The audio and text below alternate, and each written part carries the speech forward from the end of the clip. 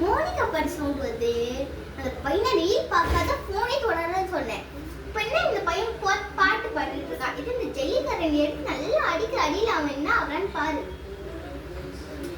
அம்மா கோமாக்குறாங்களே, இதான் நல்ல சான்ஸ், தம்பியை மாட்டிக்கிடலாம். மாட்டிக்க தரேன் கொய்யால.